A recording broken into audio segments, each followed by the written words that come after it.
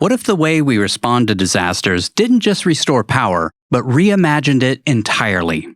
Replacing diesel generators with clean energy and building more resilient communities in the process.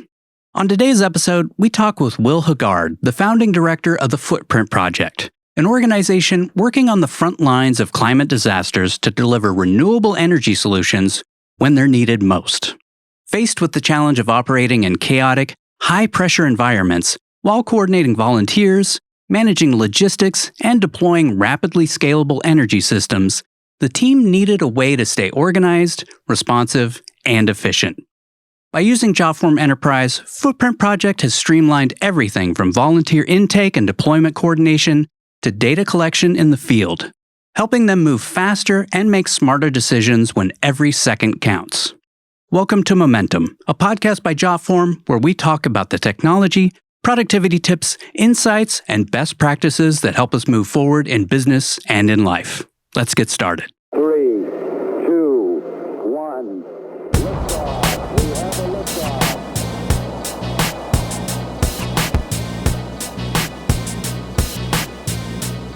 Maintaining momentum.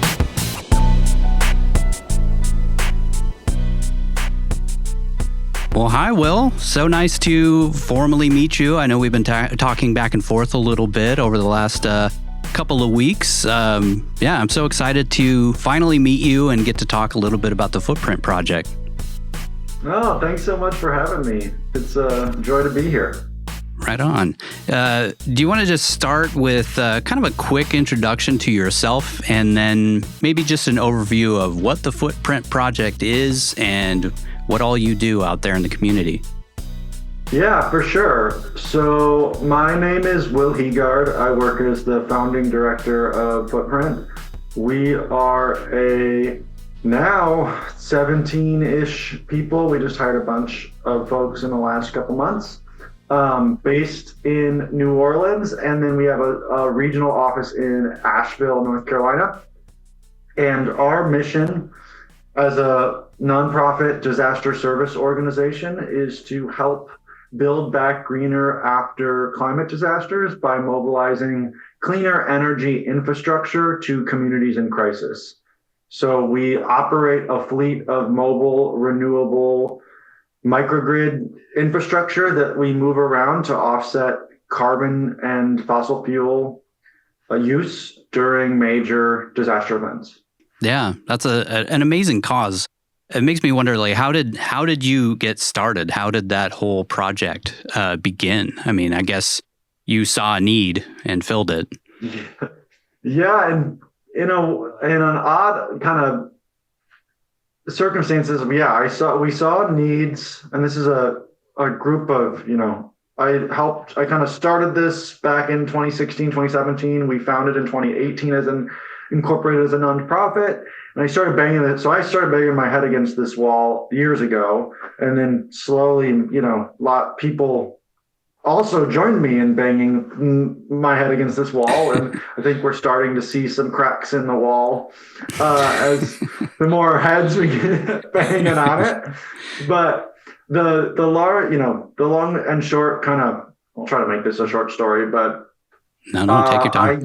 Before starting this work, I was working as a paramedic in Minneapolis and had done some international disaster response missions as a medical, kind of with a medical background and as a program manager. So I was what kind of tipped the scales for me to pursue this as an independent org was really after a 7-month stint doing program management for a large nonprofit called International Medical Corps during the Ebola outbreak. And I had been brought on to manage this Ebola recovery program where the grant had been written. So we were supposed to support 5 rural health clinics in Guinea, West Africa, extremely poor, one of the poorest countries on the planet, and going through the largest mass medical emergency in recent memory. And the plan was to support 5 clinics with generators, gas generators, fridges, and training to draw blood and store that blood and then transport it to the regional lab so they could test for Ebola and viral VHF, viral hemorrhagic fever, and meningitis, some really nasty, scary diseases.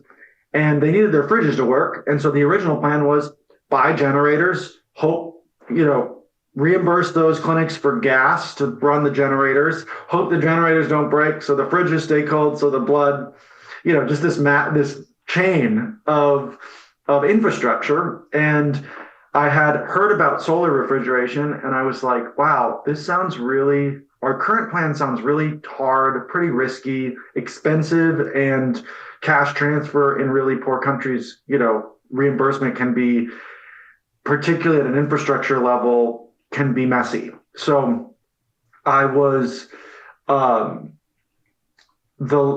basically was like, hey, I've heard of solar refrigeration. Are these units available? And our logistics officer came back the next day with a quote for solar refrigerators. We installed them in a month. Like, we figured out how to do that instead. And I came back from that response really wondering why we weren't implementing this type of technology at scale for domestic, U.S. disasters. So I was back, 2016, I was in Baton Rouge for the Louisiana floods.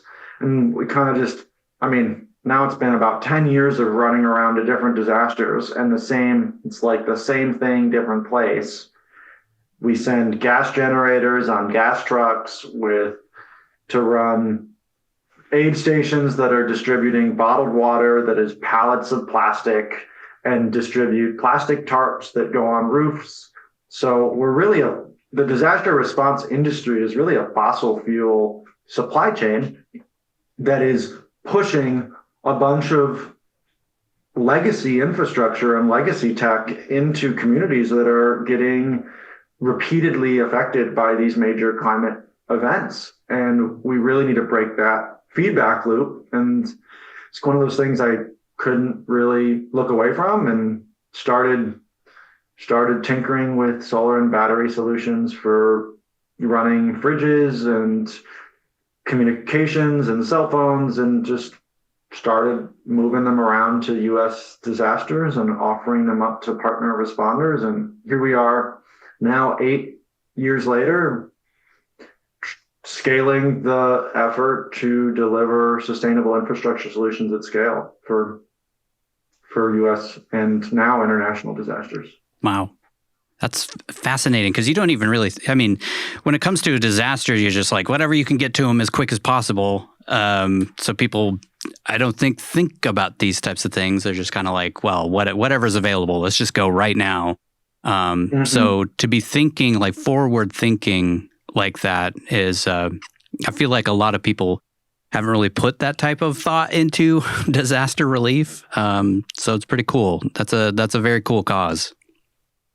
Thanks. Yeah, I think it's Otto.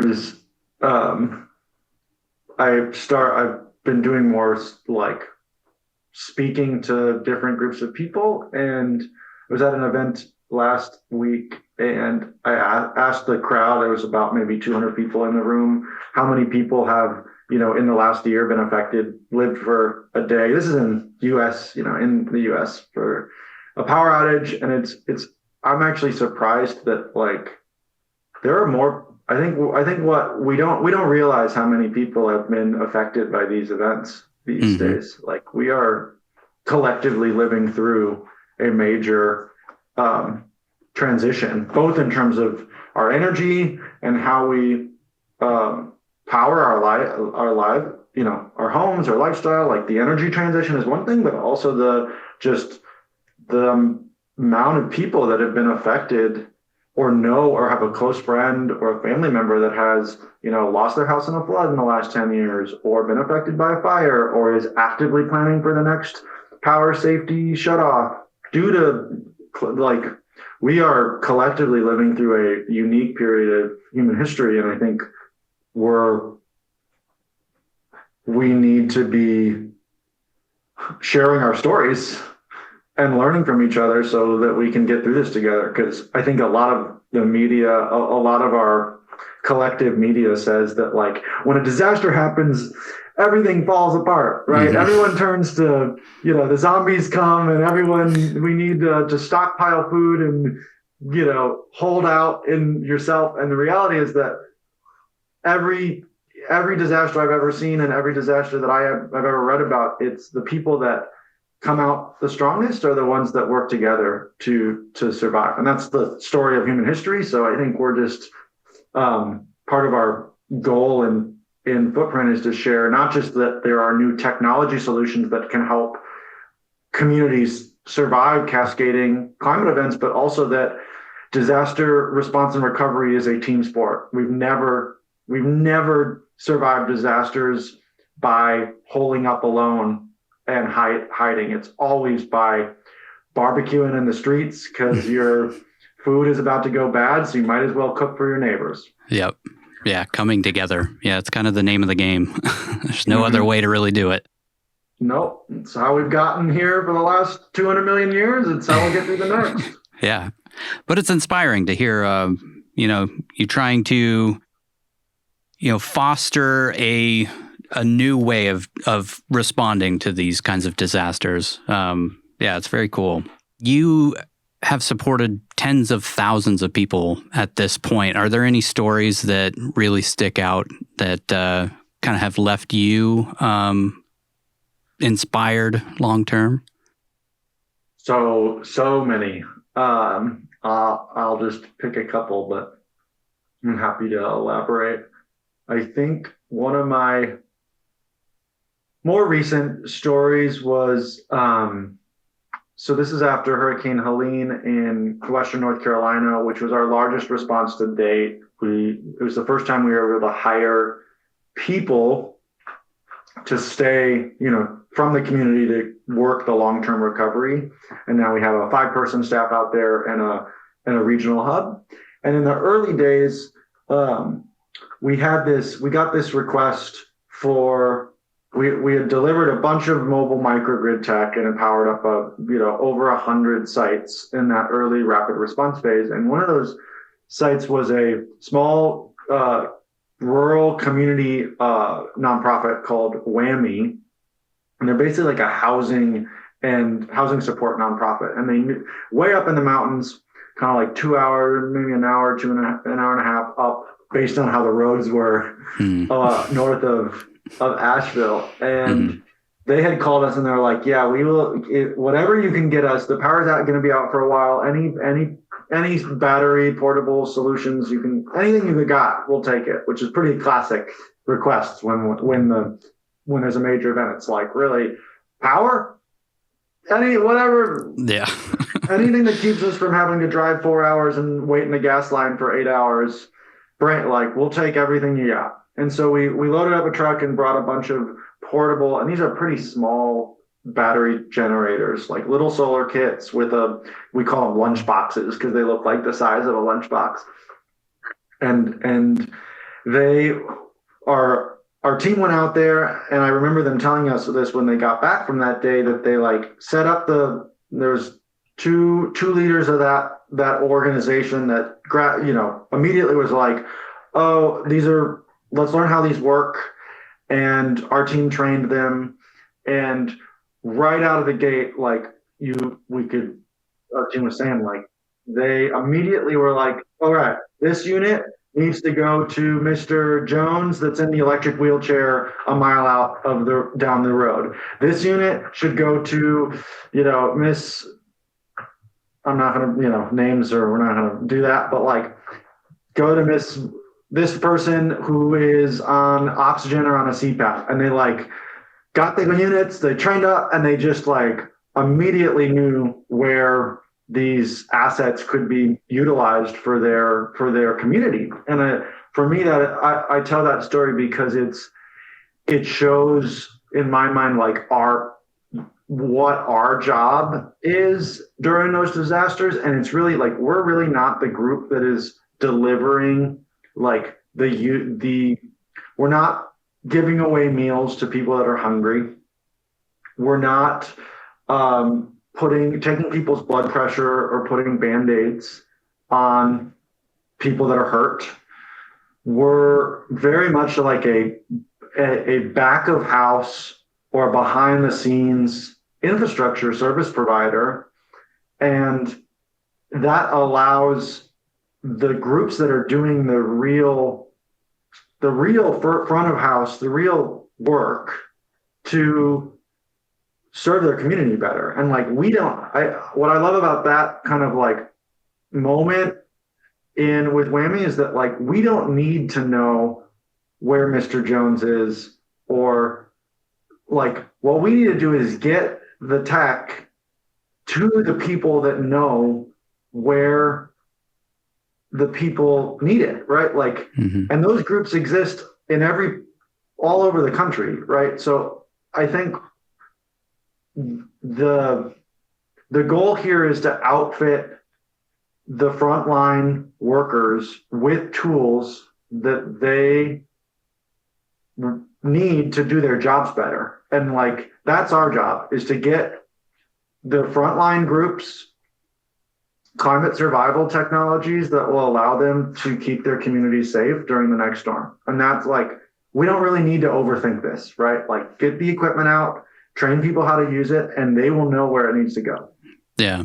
Almost like peace of mind, like knowing exactly who needs it right now. And then being able to make sure that person is able to get the services that they need in that moment. That's and I think in this day and age, we often like overcomplicate or overthink things. Like, we don't need to do it all. We just need to get the right tools to the right people, and they will know how to use them. Like, I think we're often overwhelmed by the noise. Like, I hear this from my staff. I think the world that we're living through is just so noisy these days. And like,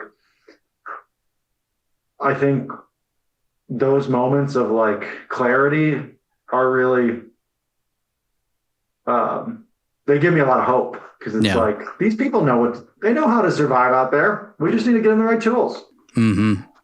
Yeah. Every time you see a disaster, it's always amazing how people come together. You know, sometimes we seem so divided, but then as soon as we need each other, everybody just comes together. And, you know, those are always the inspiring moments. And then it always is sad when everybody starts to drift apart again after. Yeah. It's so true. I don't know if y'all have heard of this book. It's called A Paradise Built in Hell by Rebecca Solnit. No. It's a Sounds fantastic fascinating, though. Just disaster study. It's kind of a little academic, but one of the main through lines is like how these disasters mirror celebrations in many ways, because it forces people to stop, come out of their home, meet people that they would not otherwise meet, and gather in ways that oftentimes were so. And she writes about how some people have reported that their experience in a disaster, based on the experience, right? Some of them are extremely traumatic, some of them are different, but often there are people that report that those are the most meaningful, or sometimes the best. You know, it's like the best of times and worst of times. And those two things sometimes happen at the same. They can live together and both be true at the same time. Yeah, it's like a community that's kind of been lost, you know, like sense of community. We used to get together and, you know, because we were all kind of just huddled in our houses and we didn't have a way of connecting with each other. So we'd get together all the time. And I feel like with technology, it's kind of gone the opposite direction. We're just on the internet all the time fighting with each other. So I can definitely see that. It's kind of fascinating to think that a disaster is creating a sense of community for people. Yeah. And I don't want to romanticize it, right? Because like some of those, you know, they're extremely traumatic. You know, people lose lives and friends, and, you know, they suffer through, people. All of our team has stories that are, you know, traumatic, and we're all going through really, really messed up experiences, but it does bring It's the classic trauma bond, right? Yeah, That's totally. the way it works. Yeah. Well, switching over to something a little less. Yeah, that was not a good segue. Well, we can. I was hoping to get to. Now I don't have to go to my therapist this week. We can just, Yeah, totally. Yeah. Yeah, this is great. It's okay. It's good I'll for me text her. too. Yeah, exactly. We can save a couple bucks and do the Jotform podcast. Yeah. Collective therapy. Yeah. It's good for everybody. Everybody's got to go through exactly. that. I guess switching gears over a little bit, I'm interested to know, how have you implemented technology, and specifically, like, how has Jotform kind of jumped into your workflow, and how has it helped alleviate some of the bottlenecks and some of the issues that you were having before? I know nonprofits are just kind of, you got to grab every single piece of technology you can and make it all work together. But I'm just genuinely interested to see how that all has come together for you and where it all started. For sure. And I mean, I must say, I often find myself feeling like, like our team is now using things that I don't always see, which is like a great, part of the growth. And so our operations and systems lead, Ray, was very quickly gravitated to Jotform when we were after we had, and this is very much her work, had implemented a Salesforce platform to track all of our assets and all of our sites. And we were trying to figure out, we're supporting hundreds of communities. I was actually looking at this report on our asset report, and we have like over 500 mobile microgrid things, from a suitcase up to a shipping container, scattered across the country, all the way from Puerto Rico, Jamaica, Gulf Coast, Appalachia, Pacific Coast, and the west of the western U.S., and then all the way to Hawaii. So at this point, we have like this wide range of pre-positioned or in-use physical solar, battery, water maker, climate tech units that are floating, that are kind of out in the world. And as we were building that, what she realized is, like, as we were building that fleet map, and the process to track all of the assets and the contracts for the assets, because we want to make sure that we know, like, hey, this unit is still working. You can kind of think about us like a rental company. If we don't charge any money for the assets often, and we're providing only climate tech equipment. So solar, batteries, water generators, water filters, refrigerators to keep people or food cold, that type of stuff. So climate survival tech and hardware. And we needed a system to be like, how do people that are using this stuff, check it out, or fill out a form that then links to our asset in Salesforce that connects to our Google Drive. Like, the IT ecosystem of our work has gone from like, hey, Google Suite for nonprofits, to like, oh no, that's not now we need Salesforce. Now we need a form thing that connects all these existing little nodes of data. And as Ray was doing her research, she was like, Jotform is the best fit for connecting our existing platforms in a way that updates and links and makes our end users, gives our end users the best experience for checkout, reporting, return.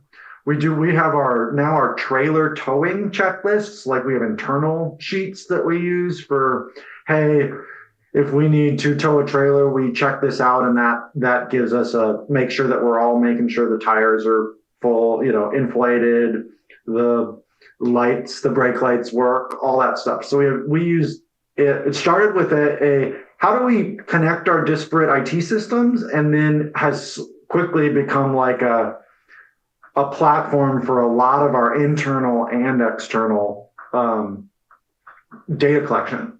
Mm-hmm. We hear that a lot, where it's like started at one thing and then it just spiraled into our entire organization, which is always cool to hear. Yeah, and then it's also like the decision. I guess it's conditional logic. They were telling me about, like, I'm still learning about this stuff, and I make forms, and I'm like, oh wow, I can do a lot more than I thought here. Mm-hmm. And then I realized, oh, this is past my pay grade. I need to get some help. But like how those conditional logic systems work and then tie to our back end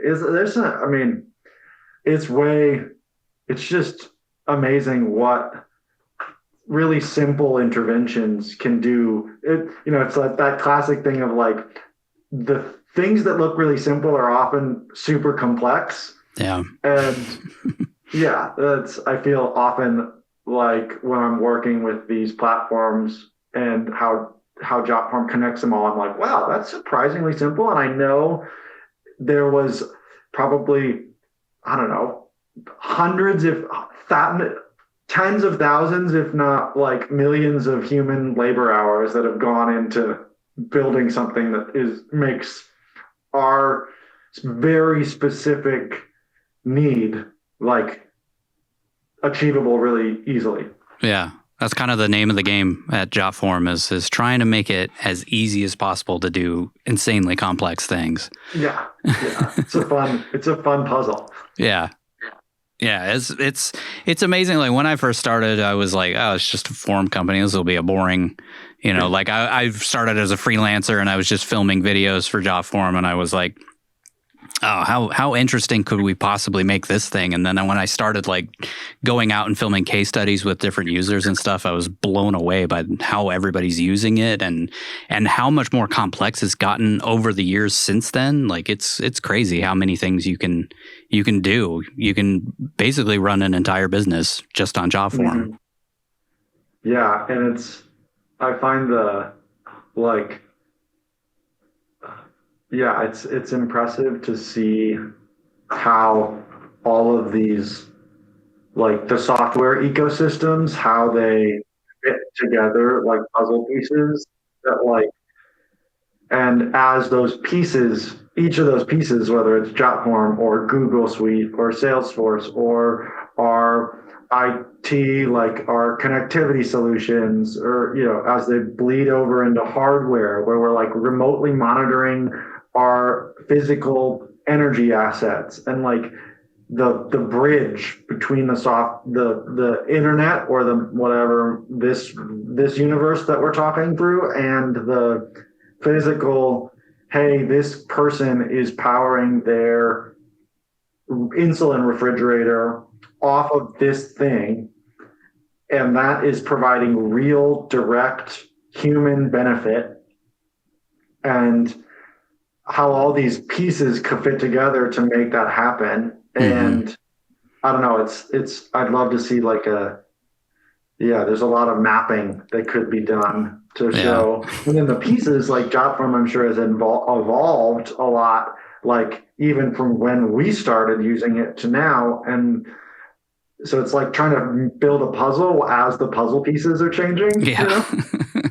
Yeah. It's cool. The ever evolving, world of, I'm sure you see it all the time with like evolving tech that you can use out in the field, which has to have changed significantly since you first started with those solar generators.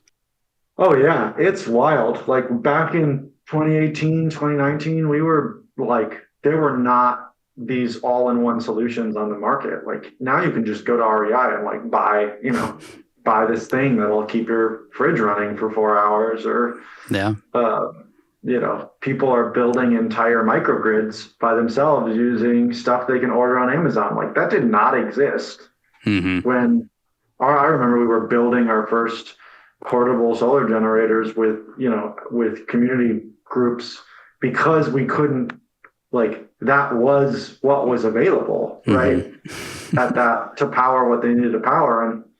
And now it's to watch that evolution of renewable infrastructure technologies, meaning like solar and battery units, wind. We've started to look at modular wind turbines, and like, you just stuff that's like, wow, this is like Martian rover stuff. And Yeah. we're like, let's play with it here. And it's an exciting, I don't know if there's this documentary called, I'm gonna blank on the name, but it's called Waking Life. It was this old thing, and it was like, the quote is like, whatever you do, don't be bored, because you're living through the most exciting moment in human history, or something like that. It's like the challenges and the opportunities, like, yeah, as far as we know, the biggest problems we've ever had to solve, and also it might seem mundane, but it's wild out there. Yeah. That's awesome. That's a great shout out for Waking Life. That's a great, Yeah, great movie. I was going to bring that up. Yeah, you never know on this show, Right. I guess one question I had, in kind of the chaos and the high stakes that you deal with all the time, how has having structured data changed your ability to respond effectively? And I'm also curious, like, how are you using Jotform in the field? Are you using it out and about, like when you're checking out equipment and stuff? Yeah. So from a tactical perspective, like we have a bunch of different forms that we use. So it's like we have our standard equipment use agreement, which we call an EUA. It's basically like a rental agreement that is less scary than like when you like go check out a car at the airport and they make you sign that like time text rental agreement. And it's like, yeah, if you damage this thing, if you don't buy insurance, blah, blah, blah. Like you're basically, it's your problem. Ours is like basically a release of liability from us, from the equipment to the user. So, hey, if you hurt yourself on this thing, it's not our fault. We're renting it to you. And it's no cost. And based on the client, if it's a organization that can cover the, hey, if this thing gets broken, maybe you are on the hook for a little maintenance repairs or something. And some of these groups are like, mutual aid. They don't even have a nonprofit. They're mutual aid workers out of street corner. And they're like, wow, if this thing walks away, we're not going to come after you for like, no. So we just waive that. There's a checkbox. So it's a very conditional form that allows our team to either in the field, offline, when there's no comms and they're at the volunteer fire station at the bottom of the gorge, or out on the, church that's distributing a bunch of aid down the bayou in Louisiana. They can either fill that form out and have the client sign it on site, or we can email it like I've been doing in Hawaii with the floods. We have some tech out there, and I'm not there, but I like I fill out part of the form, identify the client, and then they fill out the address of the equipment, where it's going to be, and then we have that on record, and then it connects to our asset database currently in Salesforce. And yeah, so there's like that form. Then we have our outgoing donation agreement, which is like, hey, sometimes we get waves of loose, like solar panels, racking. We get these like bundles of wiring, like just loose microgrid tech. That's not like an asset that is going to be like a generator, not a rentable or not like a holistic asset. It's just like the stuff you'd see at a solar warehouse or like Habitat for Humanity restore, but if it was all electrical or mostly electrical gear. And so we have an outgoing donation agreement that's just your standard, like, hey, this is yours now, free forever. So we have that form. And so sometimes we have the clients either in the disaster or we do these events called our free stores, and we gather people that are building resilience hubs or planning emergency preparedness kits in their community, and they can come to our Asheville warehouse or our New Orleans warehouse at a scheduled block of time, and we do a light training, and then they can grab stuff from the free store. So they want solar panels for their their refrigerator on the street corner that they're trying to power so they can distribute food, or they're building a shipping container emergency command center and they want to put solar panels on that. We distribute that stuff through our free store. And so all of that outgoing donation processing we use the forms for that. And then like I said, in our internal processes, we're filling out, we use Jotform for we use it for our travel per diem requests. We use it for our logistics processing. So like shipping, trailer towing, operational checklists.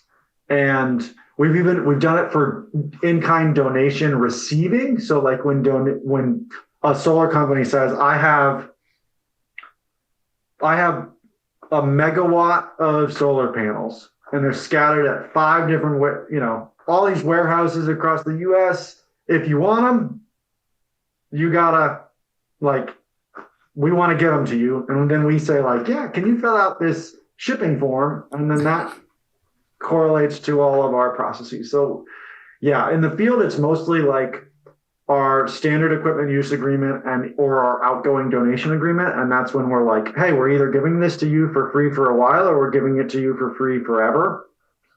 And there's 2 forms. They can use them without connectivity, and then it uploads once we get back to Wi-Fi or the Starlink or wherever they are.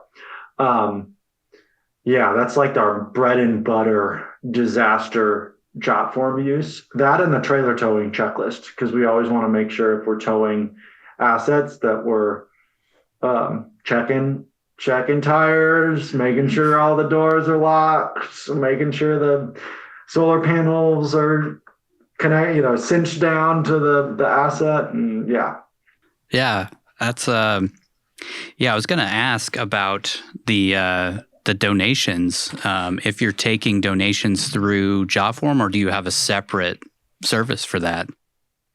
Yeah, it's a great question. So we have a donation offering form. It's called I think it's on the bottom of our website. It's offer power, or give power. So you can look it up. But that is for any company or org that has excess inventory of, and we take everything from loose solar panels to hardware, aluminum frame structure, toolboxes, and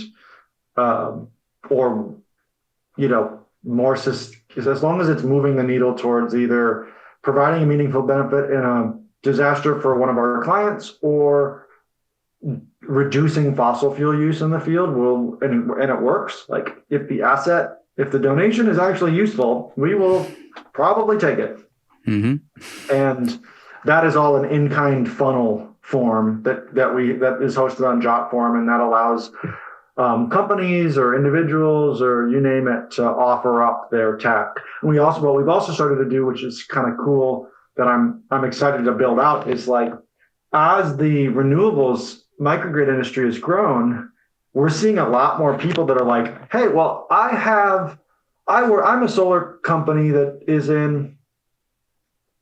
I'm in New Orleans here, so I'm just going to say New Orleans. Mm-hmm. But we actually built a solar trailer with Tesla batteries on it that is our company's unit, and we use it for job sites or events or marketing. We set up charging stations at a local, job fairs and stuff. And they're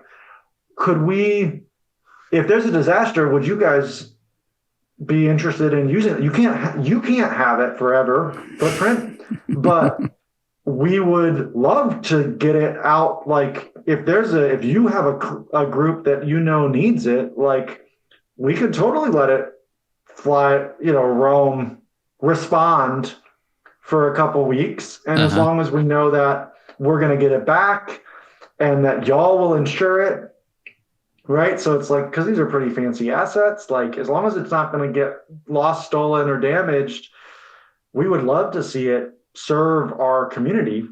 And so that mutual aid model of like, hey, we don't necessarily even have to own the asset. We can just be a clearinghouse for matchmaking this size solar generator or this climate tech that this other third party has with a client that has requested it.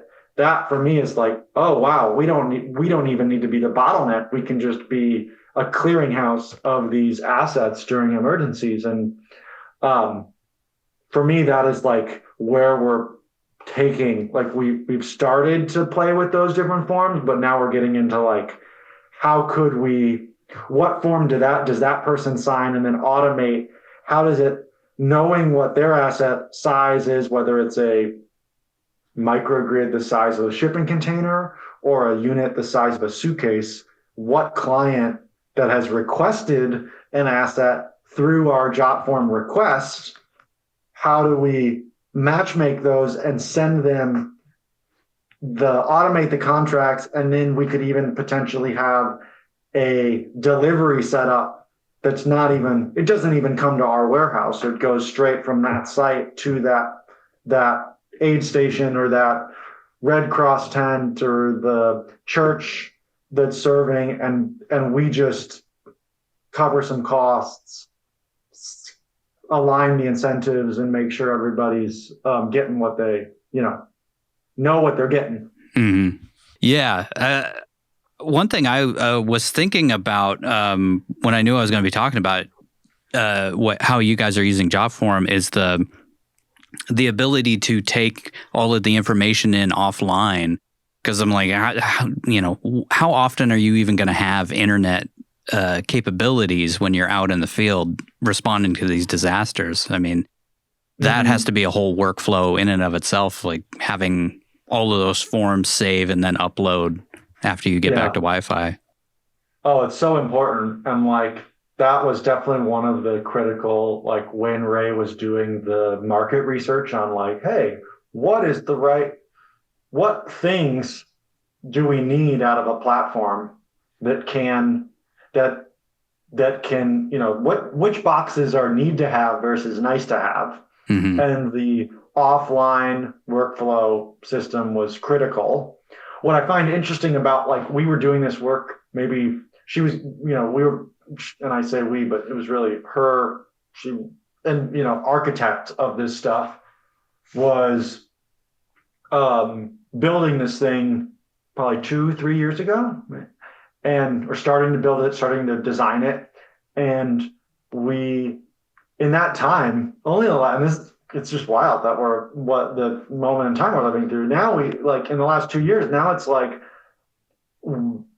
last fall was the first fall where we don't deploy a field team of our staff or volunteers without a low Earth satellite, Starlink or equivalent, and a separate communication. So like a Zoleo, which is like a you can send texts from satellite, but it's not going to let you watch YouTube. You know what I mean? And so now, like, what I find fascinating is there's still these times, like, we don't have enough money to have a Starlink on every single app. Like, it's just not feasible to do that. But our emergency, our rapid renewable response team, like that crew now has, they don't go into the field without a Starlink type of unit and a backup, which allows us to get, what's interesting is it gets us to that comms hub then lives at like the forward operating or, field command spot. So wherever we set up in the disaster affected area, but then we still need tablets that go out with all the trucks, that when they're going out to deliver things to end users, sometimes hours away from that field hub. Mm-hmm. So I think it's just a cascade of like the comms game is it's great to see. Like, fingers crossed, someday we will, I guess it depends on whether you want to be living in a world where you always have cell service or you don't. But in a disaster, we want cell service. Yeah. I'm going on a river trip in Arkansas next week, and I'm like, I really hope there's no cell service. And like, you know what I mean? Like, I'm telling everybody there's no cell service.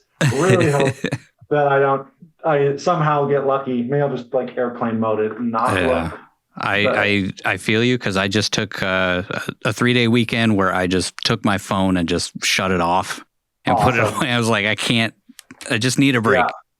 Yeah. It's the way to go. I mean, it's so funny because like we want, particularly in these major sad events, connectivity is life. I mean, it is literally the death, whether you can get off, find your search and rescue, or deliver, medical records. Like, it's so critical. Mm-hmm. And at the same time, then we're like, well, when it's blue skies, like, man, I could do with a little less connectivity these days. Yeah.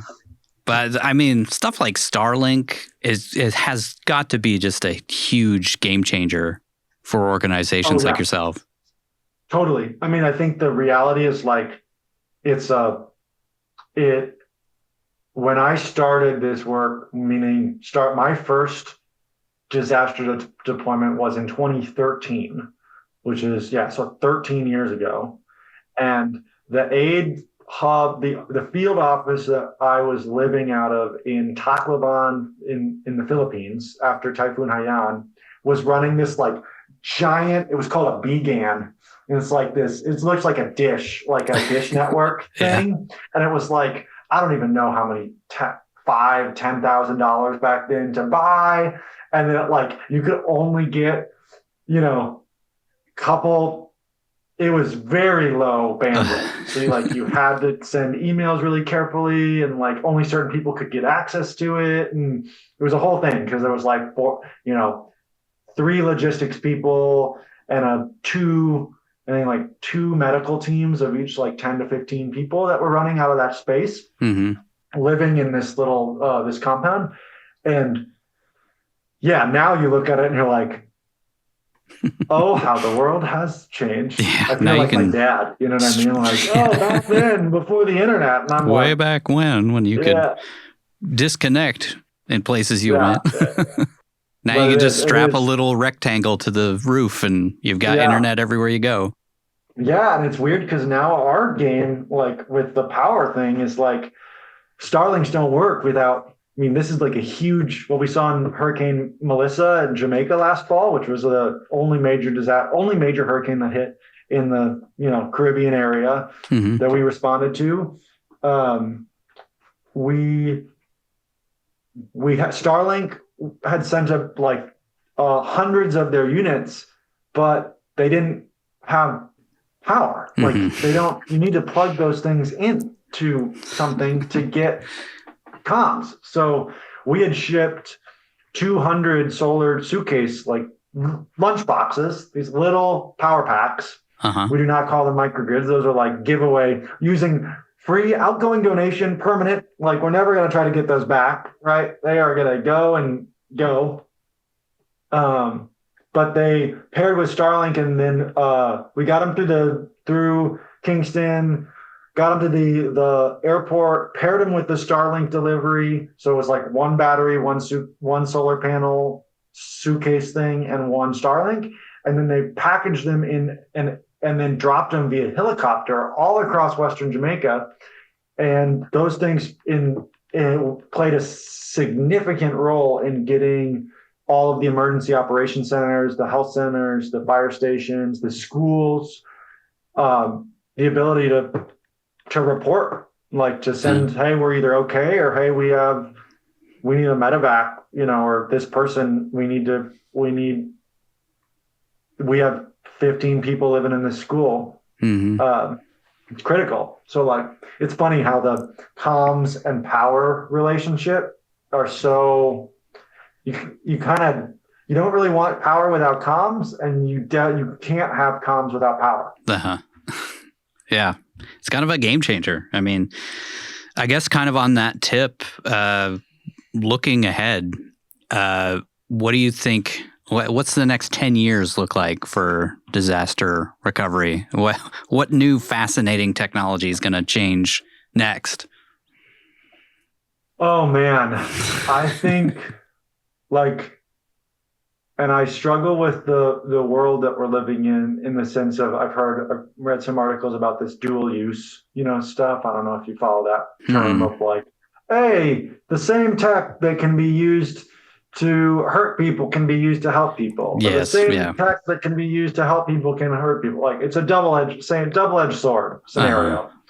And from a tech perspective, I think like what's happening and just the reality of our world, I don't have the influence or not gonna change it, but like drones and AI, like you see it, but those two, a hardware infrastructure and then a software infrastructure are going to, I think, just dramatically change how disaster response happens, because it's already changing how the wars of our century are being fought. And while I wish those wars weren't being fought, I think the history of a lot of at least the U.S. in many ways is a trickle down of tech from the military. That's how we got the internet. That's how we got, many of our modern world, our modern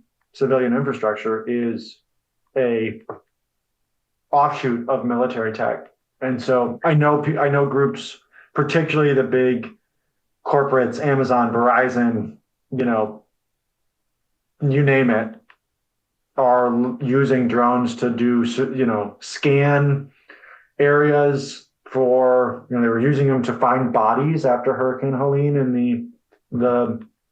in Western North Carolina. I think you'll start to see that. And I love the fact that we're seeing a lot of the tech was trialed in Sub-Saharan and West Africa and some what we'd consider low resource countries are now being kind of being influencing or being returning to the US. Like, I don't know if you've heard about this company that does blood delivery via drone across I don't remember which countries in Africa, but they're using these drones to fly lab samples and blood across, because it's way either cheaper or faster to do it than putting it on a motorbike and trying to roll it down these, sometimes it takes 6 hours to go on these dirt roads or if it's flooded or you name it. So I think we're going to see a lot of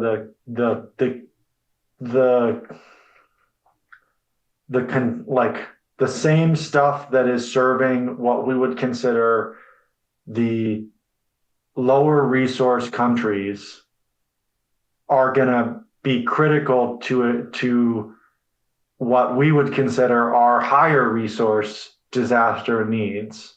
And at the same time, what's happening in the military is going to trickle into our life, whether we like it or not. Yeah. And I see drones and drones on the hardware side and AI on the software side as being they're gonna change how we operate. Yeah, I guess it's kind of a double-edged sword. Yeah. But totally. yeah, that is kind of fascinating to think. The blood delivery, I didn't even know that was a thing, but that makes so much sense, especially in flooded areas or any place that's lost a road or anything like that. If you're trying to get resources to somebody who is off the grid and not able to even drive out, that makes perfect sense that they would just throw it on a drone. Yeah, and there's still what's funny is there's still all these pieces. It doesn't just get solved. You need to have the charge, and this is where we see it in disasters, you need to charge those drones. Yeah. And data, AI runs on data centers, which is a huge political football these days. And Yeah. I think we're living through these really weird tensions where, like you said, double-edged swords.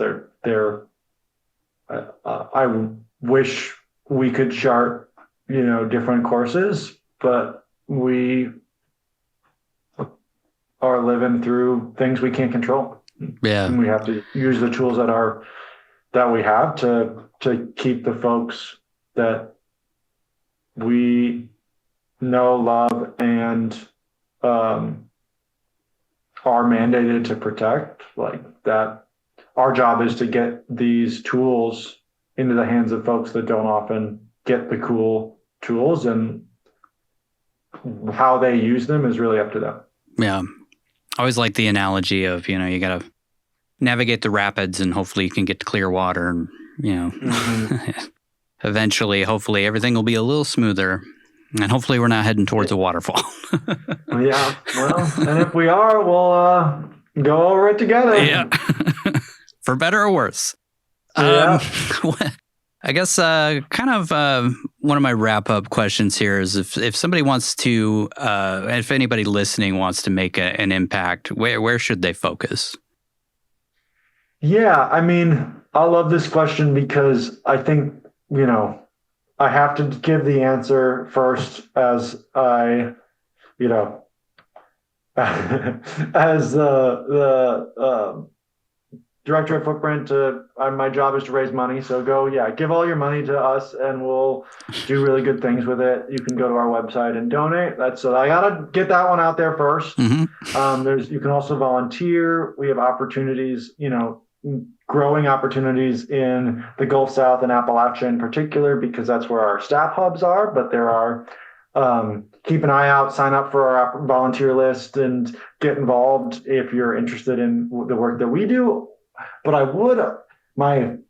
so I got those two out of the way, money and time. Those are two things. If you have free stuff, if you have the fancy solar tech or other climate tech that you want to deploy or give us to deploy or lend us to deploy, please reach out via our in-kind form, Jotform. Yep. It's a double plug. So I got that stuff out of the way. But I would say my favorite answer is talk to your neighbors before the next storm. Find out where your fire station is. Where you go, ask them what their plan is for, hey, major disaster. How does this work? It's the classic, get involved at a local level, because those are the people that are going to be chainsawing you out of your street or your house, or checking on you, or they're going to be the ones that need you to check on them during the next major event. And that does not have to be super complicated. You don't, take a CPR class or get wilderness first responder trained, or, you can do you can go all the way, you can get as deep into it as you want. But at the end of the day, you can also just talk to your surrounding community and get ready. It's, this stuff is coming. It's not an if, it's a when. Yeah. So the reality is people think that the caravan might come, right? The thing might happen, and then you might have the helpers roll in, and hopefully that's the case. But particularly now these days more than ever, that is not a bet that's worth betting on. The reality is that 90% of response, the majority of response, is done at the local level by people that you live right next to. So that is, I don't want to say you're on your own, no one's coming, but in many ways, that is the reality of our response, our existing public response infrastructure, like for major events, local, and the emergency response system is going to be overwhelmed, and you are going to need to know you're going to meet your neighbors whether you want to or not. So like, yeah, I think if you do one thing after this, like find out where your closest fire station is and go say hi to those people particularly before hurricane season if you live in the Gulf South, before wildfire season if you live in the Pacific Northwest or the West Coast, like, and take care of yourself, because it's gonna be a long couple of years. Yeah, could be and a bumpy ride. Then it's 2030. Then we still got another 20 years until 2050. So like, yeah, we got a ways to go. Yeah, I think that's a perfect sentiment to end on. Connect with your neighbors, get involved in your community. Yeah. Plant a tree if you want to. Plant a tree. Yeah. Yeah.